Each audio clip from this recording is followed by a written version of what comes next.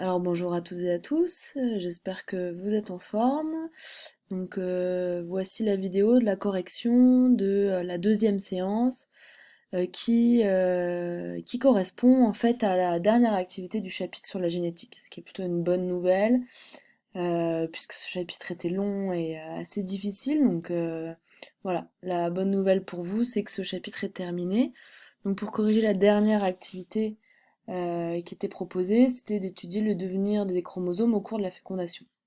On avait vu que dans les cellules reproductrices, les spermatozoïdes et les ovules, il y avait une division cellulaire particulière qui faisait qu'il n'avait qu'un chromosome de chaque paire à l'intérieur. Et donc on va voir comment le réassemblage peut se faire et quel est le brassage qui en découle. Donc l'activité 5 était en deux parties.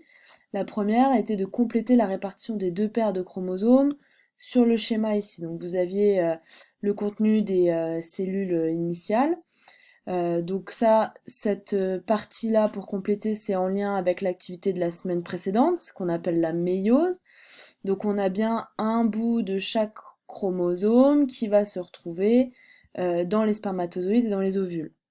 Et ensuite, chaque chromosome simple vont se réunir lors de la fécondation pour reformer une paire. Par exemple, ici j'ai une paire de chromosomes numéro 1, ici une paire de chromosomes numéro 1, du père et de la mère.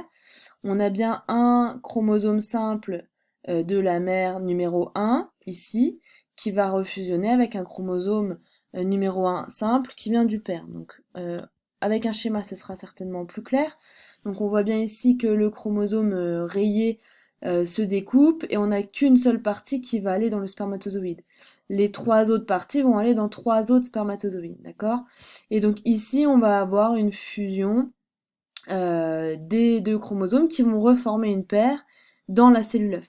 Donc ici, on a bien une paire qui est reformée après la fécondation. C'est pour ça que toutes nos cellules sont constituées de paires de chromosomes, puisque la cellule initiale, la cellule œuf, a bien des paires de chromosomes, sachant que dans chaque paire, on a un chromosome qui vient du père et un chromosome qui vient de la mère.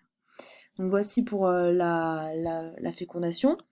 Et la deuxième partie de l'activité était en ce qui concerne le déterminisme du sexe. Comment se fait-il qu'il y a voilà, possibilité d'avoir deux sexes donc ici, je vous demandais de recompléter ces schémas-là, mais uniquement avec les chromosomes sexuels. C'est écrit dans la consigne derrière.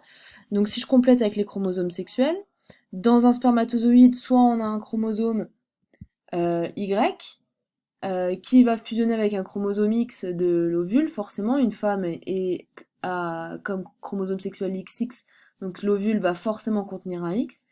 Si le spermatozoïde contient le Y, la fusion de XY donnera ici un individu qui sera masculin. Et si le spermatozoïde contient le chromosome X de la paire XY du père, on aura deux chromosomes X qui vont reformer une paire de chromosomes sexuels XX, et donc on aura bien un sexe féminin. Donc voilà pour le déterminisme des sexes. J'espère que c'était clair, c'est pas évident de corriger des schémas à distance. N'hésitez pas à me poser des questions par mail. Et donc le dernier bilan du chapitre vous réexpliquer le rétablissement du nombre du chromosome de l'espèce, c'est-à-dire 23 paires. Voilà, j'espère que vous êtes en forme et je vous dis à très bientôt.